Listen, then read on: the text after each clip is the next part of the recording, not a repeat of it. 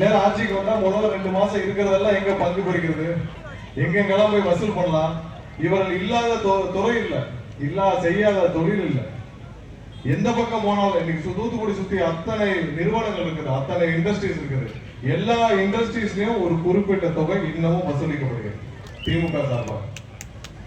எல்லா தொழில் நிறுவனங்களையும் இன்னைக்கு கான்ட்ராக்ட் எம்ப்ளாயா இருக்கட்டும், உள்ள இருக்கிற கான்ட்ராக்ட் வேலையா இருக்கட்டும், இல்ல அனைத்தும் கீதா ஜீவன் அவர்களுக்கு தெரியாமல் எதுவும் நடப்பதில்லை, அவங்களுக்கு செய்யாமல் எதுவும் செய்யறதில்லை. இதுதான் இன்னைக்கு தூத்துக்குடியில விதிக்கப்படாத ஒரு இனிமேல் அது அனைத்தும் மாறும்.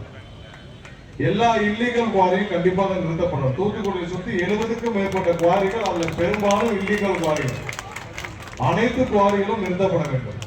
இன்னும் எவ்வளவுதான் நீங்க மக்களுடைய சொத்துக்களையும் நேச்சர் ரிசோர்ஸையும் இன்னைக்கு இருக்கிற கல்கோலையும் குவாரிகளையும் நீங்க கொள்ளையடிச்சிருக்கீங்க.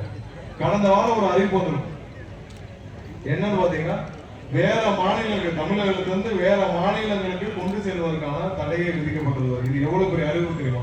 ஆயிரக்கணக்கான லாரிகள் இருந்து இங்க கன்னியாகுமரி, நாகர்கோவில் இந்த பக்கம் இருந்தும், அந்த பக்கம் கோயம்புத்தூர் இருந்தும் வேற மாநிலங்களுக்கு ஆயிரக்கணக்கான லாரிகள்ல நம்மளுடைய பொது சொத்துக்கள், நம்மளுடைய மணல்களும் கற்களும் கொள்ளையடிக்கப்பட்டு வந்தது. அனைத்தும் ஒரே தடையாணை மூலமாக நம்மளோட தளபதி அவர்கள், முதலமைச்சர் அவர்கள் நிறுத்திவிட்டார். தமிழ்நாடு ஒரு இயற்கை வளங்களை கொள்ளையடிச்சு வேற மாநிலங்களுக்கு ஏற்றுமதி செய்யப்பட்டது இதோட நிறுத்தப்பட்டது. எத்தனை வருஷமா நம்மளுடைய குவாரிகளும் அனைத்தும் கொள்ளையடிக்கப்பட்டது. இதேதான் இதெல்லாம் அனைத்தும் நிறுத்தப்படும். இப்படி ஒரு ஆட்சி வரணும்னு தான் மக்கள் நினைச்சாங்க. அதை தான் நம்மளும் செஞ்சிருக்கோம். சிறப்பான ஆட்சி கொண்டு வந்தாங்க. தூத்துக்குடியில இதுவரைக்கும் நடந்த விஷயங்கள் என்ன? அனிதா ராதாகிருஷ்ணன் 25 வருஷம் என்ன செஞ்சிருக்கிறார்? அனிதா ராதாகிருஷ்ணன் சொல்றாரு, நான் வந்து அதுக்கு முன்னாடி நான் வந்து வியாபாரியாக இருந்தேன், நான் சாதாரண வியாபாரி. சரி, சாதாரண வியாபாரிக்கு எத்தனை குவாரி, எவ்வளவு சொத்துக்கள்? சாதாரண வியாபாரிக்கு எத்தனை ஆயிரக்கணக்கான கோடிக்கணக்கான சொத்துக்கள். சரி, அப்படி மக்களுக்கு என்ன செஞ்சீங்க? ஒண்ணுமே செய்யலாம். அனிதா ராதாகிருஷ்ணனும் இன்னைக்கு வந்து இவங்க திருமதி கீதா ஜீவன் வந்த பிறகும் எவ்வளவு தூரம் இங்க வந்து ரவுடிசம் கூடி இருக்கு. அதாவது அவரை பத்தி முன்னாடி எல்லாம் போனீங்கன்னா அவரை முரட்டு பக்தர்னுவாங்க. அவங்க அப்பா பெரியசாமியா, எத்தனை பேர் இன்னைக்கு இருக்கிற தலைமுறையில எல்லாருக்கும் தெரியும் தெரியல. அந்த முரட்டு பக்தருக்கு ஒரு பேக்ரவுண்ட் என்னன்னா ஒண்ணும் இல்ல. கருணாநிதி வந்து திருச்செந்தூர்ல இருந்து நடைப்பயணம் போறாரு. அவர் ஒரு ஸ்டேஜ் கூட நடக்க முடியாம முடிஞ்சவரை தூக்கிட்டு போனாரு கொஞ்சம் தூரம். சோ அப்ப இருந்து முரட்டு பக்தர் ஆயிட்டார். அதனுடைய விளைவு, நடக்க முடியாத கருணாநிதியை தூக்கிட்டு போனதுனால முரட்டு பக்தரான பெரியசாமிக்கு அதனுடைய விளைவு ஒரு மாவட்டமே தாரை வார்க்கப்பட்டுச்சு. ஒரு பக்கம் அண்ணன், இன்னொரு பக்கம் தங்கச்சி, 2 பேரும் சேர்ந்து ஒரு எம்பி ஆகி, அதுக்கப்புறம் பல துறைகளுக்கு அமைச்சராகி, அதுக்கப்புறம் அது மாதிரி இது மாதிரி அனைத்தும் சேர்ந்து இந்த மொத்த மாவட்டத்தையும், தூத்துக்குடி மாவட்டத்தையும் ஒரே ஒரு ஆளுக்காக தாரை வார்த்து கோடிக்கணக்கான ரூபாய்களை கொள்ளையடிக்க ஆலோ பண்ண இந்த கருணாநிதி அவர்களுக்கு இனிமேலும் மக்கள் பொறுத்து கொள்ளக்கூடாது. வந்ததிலிருந்து நம்மளுடைய அமைச்சர்கள் 2 பேரும், நம்மளுடைய இங்க இருக்கிற நிர்வாகிகள் அனைவரும் தூத்துக்குடி மாவட்டத்துக்கு என்ன செய்யணும்னு தான் பார்த்துட்டு இருக்காங்க. ஒவ்வொரு நாள் இப்போ வந்து பேசுனது என்ன சொன்னாங்க, நம்ம வந்து மாநகராட்சிக்கு நிறைய இருக்கு, நிறைய செய்யணும். அங்க இருக்க அமைச்சர்களும் நிறைய 2 அமைச்சர்களும் இங்க இருக்கிற அனைத்து நம்ம நிர்வாகிகளும் சேர்ந்து தூத்துக்குடி மாநகராட்சிக்கு என்னென்ன செய்யணும்னு செஞ்சுட்டே இருக்காங்க. எவ்வளவு கோரிக்கைகள் கொடுத்துருக்காங்க, அனைத்தும் நிறைவேற்றப்படும். அதற்கான அனைத்து வேலைகளும் நம்ம துவங்கி இருக்கிறோம். இதுக்கு முன்னாடி உங்களுடைய இப்ப இருக்கிற மேயர் இருக்கிறாரு, இந்த மேயரை மாத்தணும்னு அவங்க இருக்க கட்சி நிர்வாகிகள் சொன்னாங்க. எல்லாரும் மாத்திருப்பீங்க. அங்க இருக்கிற கட்சி திமுக அந்த மேயரை மாத்தணும்னு போர்க்கொடி கொடுத்தாங்க. கடந்த 2 வருஷத்துக்கு முன்னாடி கடுமையான மழை, வெள்ளம் தூத்துக்குடி முழுவதும் மூழ்கிட்டு இருக்கு. எல்லா இடத்துலயும் வெள்ளத்துல இருக்கு. எல்லாரும் மேயரை தேடிட்டு இருக்காங்க. அந்த மேயர் எங்க இருந்தா தெரியுமா? சேலத்துல இளைஞரணி மாநாட்டுல, சேலம் இளைஞரணி மாநாட்டுல அங்க போய் அலங்கரிச்சிருக்காரு. தூத்துக்குடி முழுவதும் மழை வெள்ளத்துல இருந்துச்சு. எத்தனை கவுன்சிலர் இருக்காங்கன்னு கேட்டேன். 60 கவுன்சிலர் இருக்காங்க. அதுல 52 பேருக்கு திமுக கவுன்சிலர். அவங்க யாரு எங்க இருக்காங்கன்னு அட்ரஸே மக்களுக்கு தெரியலாங்க. இதேதான் எல்லா இடத்துலயும் திமுக கவுன்சிலர்கள் யாரும் இருக்கிற இடம் தெரியவில்லை. முடிந்த அளவு கொள்ளையடிச்சிட்டாங்க. ஆளுக்கு 5 கோடி 10 கோடின்னு கொள்ளையடிச்சிட்டாங்க. அனைத்து மாநகராட்சிகளும் கொள்ளையடிக்கப்பட்டு விட்டுச்சு. உள்ளாட்சி அமைப்புகள் அனைத்தும் கொள்ளையடிக்கப்பட்டு விட்டுச்சு. உள்ளாட்சி தேர்தல் விரைவாக வரும். அனைத்தும் மாற வேண்டும். நம்ம நிர்வாகிகள் மாத்திருப்பீங்க. எல்லா இடத்துக்கும் நலத்திட்டங்கள் இப்போ இல்ல 20 வருஷமா கொடுத்துட்டு இருக்காங்க. எனக்கு வர்ற எல்லாம் நம்ம நிர்வாகிகள் அங்கங்க ஆல்பம் கொடுப்பாங்க. என்னன்னா 20 வருஷத்துக்கு முன்னாடி இதே மாதிரி நலத்திட்ட உதவிகள் எல்லா இடத்துலையும் செஞ்சுட்டு இருக்காங்க. அன்னைக்கு ஆட்சிக்கு வருமா தெரியாது, அன்னைக்கு இதே மாதிரி கவர்மெண்ட் பாமாமா தெரியாது. இதே மாதிரி அனைத்தும் அமைச்சர்கள் இத்தனை எம்எல்ஏக்கள் வருவாங்களா தெரியாது. எல்லாம் தெரியாமல் 20 வருஷமா 25 வருஷமா நலத்திட்ட உதவி செஞ்சுட்டு இருக்காங்க. இன்னைக்கே செஞ்சுட்டு இருக்காங்க. நாளைக்கு உள்ளாட்சி தேர்தல் வரும். உள்ளாட்சி தேர்தல் அனைத்தும் மாற வேண்டும். ஊர்ல இல்லாத ஒரு மேயர், இருக்கிற இடம் தெரியாத ஒரு கவுன்சிலர், இவங்களை வச்சுக்கிட்டு எத்தனை நாள் இந்த மாநகராட்சி ஆகணும்? எத்தனை நாள் இந்த மாநகராட்சி தாங்கணும்? தூத்துக்குடி மொத்தத்துக்கு உங்களுக்கு தேவை எவ்வளோ? 1500 கோடி 2000 கோடிக்கு இன்னைக்கு நிதி ஒதுக்கினால் அனைத்துக்கும் தேவையான அனைத்து அடிப்படை வசதிகளும், சாக்கடைகளும், பாதாள சாக்கடைகளும் அனைத்தும் செய்ய முடியும். ஆனா இவங்க எவ்வளவு கொள்ளையடிச்சிருக்காங்க? சும்மா உட்காந்து வீட்டுல கால்குலேட் பண்ணுங்க.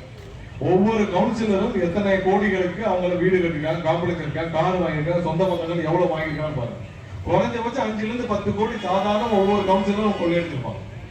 ஒவ்வொரு கவுன்சிலரும் 5-10 கோடி ஆரம்பிச்சீங்கன்னா இன்னைக்கு அதுவே 600-700 கோடி. அப்புறம் மேயர் எடுத்துக்கோங்க.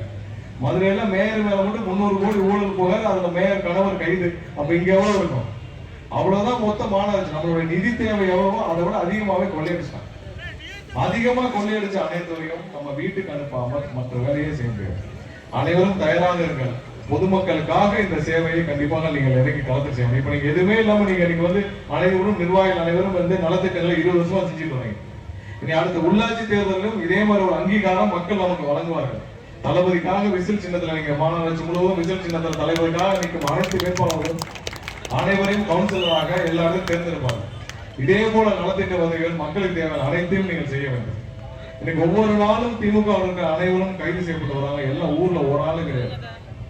கேட்டாரு சட்டசபையில, அதாவது பார்ட்டி பண்றேன் என்னன்னு, பார்ட்டி பண்றேன்னா எங்க வாங்கினீங்க அதுக்கான ஆதாரத்தோடு நீங்க வழக்கு பதிவு செய்யப்பட்டது. ஊர்ல ஒரு ஆள் இல்லை. கரூர் செந்தில் பாலாஜிலாம் பேசின பேச்சுக்கு இன்னைக்கு ஊர்லயே கிடையாது. எங்க இருக்கான்னு தெரியல.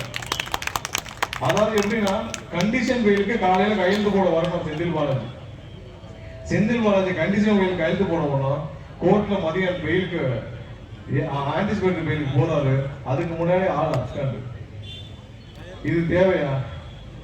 இவ்வளவு பயம் தேவையா? இதுக்கு மக்கள் காசு எதுக்கு கொள்ளையடிக்கணும்? இதுக்கு எதுக்கு பயந்து தெருவா ஓடணும்? இவ்வளவு ஒண்ணு இல்ல. டாஸ்மார்க்ல என்ன ஊழல் கேட்கறாங்கல்ல. இன்னைக்கு பதிவு செய்யப்பட்ட வழக்குல ஒரே ஒரு விஷயத்தை மட்டும் சொல்றாங்க. 5400 பார். அந்த 5400 பாரையும் செந்தில் பாலாஜி ஒரு ஆளே காப்பில் அமைச்சு, ஒரு ஆளே எல்லா பாரையும் ஏலத்தில் எடுக்கணும்ல. ஒரு ஆள் பேர்ல 20 டிடி 30 டிடி எடுத்து தமிழகம் முழுவதும் இருக்க 5000 பாரையும் ஏலத்தில் எடுத்து மொத்தமா கண்ட்ரோல் பண்ணி ஒரு நாளைக்கு 200 கோடி 300 கோடி சம்பாதிக்க நினைச்ச ஒரு விளைவு அது ஒண்ணு மட்டும் தான். அது மாதிரி பாட்டில் வித்தது, ஒவ்வொரு நாளும் கலெக்ஷன் பண்ணது, 10 ரூபா கலெக்ஷன் பண்ணது, இது மாதிரி பல ஆயிரம் கோடி ஊழல் நடந்த இன்னைக்கு டாஸ்மார்க்ல பார்ட்டி பண்ண நடந்ததுல இன்னைக்கு முதல் கட்டமாக வழக்கு பதிவு செய்த விளைவு ஒரு ஆள் இல்ல, எல்லாம் எஸ்கேப். உதயநிதியுடைய நண்பர்கள் ரத்தீஷ் ஊர்லயே இல்ல, ஆளும் எஸ்கேப். ஏன்னா இவங்க எல்லாம் சேர்ந்துதான் மொத்தமாக தமிழகத்தை டாஸ்மார்க்ல கொள்ளையடித்தவர்கள் இந்த ஒரு துறை மட்டும். இன்னும் மற்ற துறை எல்லாத்துக்கும் இதே மாதிரி எடுத்திருக்காங்க. சும்மா சொல்லல. திரு பிடிஆர் 30,000 கோடியை ஒரு குடும்பம் கொள்ளையடிச்சிருக்குன்னு ஆடியோ வந்துச்சு. சும்மா சொல்ல 30,000 கோடி உண்மைதான். ஒரே வருஷத்துல 30,000 கோடினா கிட்டத்தட்ட 5 வருஷத்துல 1 லட்சம் கோடி 2 லட்சம் கோடி கொள்ளையடிச்சவர்கள் நம்ம எப்படி சும்மா விடணும்? அதுவும் மக்கள் பணத்தை கொள்ளையடிச்சவர்கள். தூத்துக்குடி மாநகராட்சிக்கு 2000 கோடி இருந்தா போதும். ஆனா இவங்க மாநிலம் முழுவதும் கொள்ளையடிச்சது பல லட்சம் கோடி. அனைத்திற்கும் அவர்கள் பதில் சொல்லியே ஆக வேண்டும். யாரையும் சும்மாலாம் விட மாட்டோம். அனைவரும் செய்த ஊழல்கள், செய்த தவறுக்கு, மக்களுடைய வரிப்பணத்தை திருடியவர்களுக்கு அதுக்கான பதிலை அவர்கள் சொல்லியே ஆக வேண்டும். அதே மாதிரிதான் இங்க தூத்துக்குடியில எவ்வளவோ வளர்ச்சிகள். ஏன்னா ஹார்பர் எத்தனை வருஷம் ஆச்சு? இத்தனை வருஷமாக 30-40 வருடங்களாக 50-60 வருடங்களாக ஹார்பர் இருக்கு, இவ்வளவு தொழில் நிறுவனம் இருக்கு, எல்லாமே இருக்கு. ஆனால் தூத்துக்குடி மக்களுடைய வாழ்க்கை மேம்படவே இல்லை. அதற்கு முக்கிய காரணம் ஒரு பக்கம் திமுக, இன்னொரு பக்கம் அதிமுக. இவர்கள் அனைவரையும் சேர்த்து புறக்கணிச்சு மக்கள் இந்த வர உள்ளாட்சி தேர்தலில் முழுமையாக நம்மளுடைய தமிழக வெற்றி கழக நிர்வாகிகளுக்கு வாக்களிப்பார்கள். நீங்களும் தயாராக இருங்க. அடுத்த வர உள்ளாட்சி தயாராக இருங்க. எப்ப வேணாலும் வரலாம், தயாராக இருங்க. மொத்தமாக இந்த திமுக தூத்துக்குடியிலிருந்து வெளியில போனாதான் மக்களுக்கு நல்ல விஷயம் நடக்கும். முழுமையாக தயாராக இருங்கள். அடுத்த வர உங்கள் அனைவருக்கும் வாக்களித்த மக்கள் அனைவருக்கும் போய் எல்லாத்தையும் நன்றி செலுத்துங்க. ஏன்னா மக்கள் என்ன நினைச்சு வாக்களிச்சாங்களோ அதை தான் நீங்க நம்மளுடைய முதல்வர்கள் தமிழகம் முழுவதும் செஞ்சிருக்காரு. ஊழலற்ற ஆட்சியை எல்லா இடத்துலையும் கொடுத்துருக்கோம். அனைவருக்கும் போய் நன்றி செலுத்துங்கள். எல்லா தொகுதியும் போங்க. மற்ற திமுக வேட்பாளர்கள் தொகுதிகளுக்கும் போங்க. நமக்காக வாக்களிச்சிருக்காங்க மக்கள். அவங்களுக்காக நீங்க நன்றி செலுத்தி விடுங்கள். உங்கள் அனைவருக்கும் இந்த நலத்திட்ட விழாவிற்கு வருகை வந்த அனைவருக்கும் மீண்டும் நன்றியை தெரிவித்துக் கொண்டு இந்த வாய்ப்பை வழங்கிய அவங்க அனைவருக்கும் நன்றி தெரிவித்து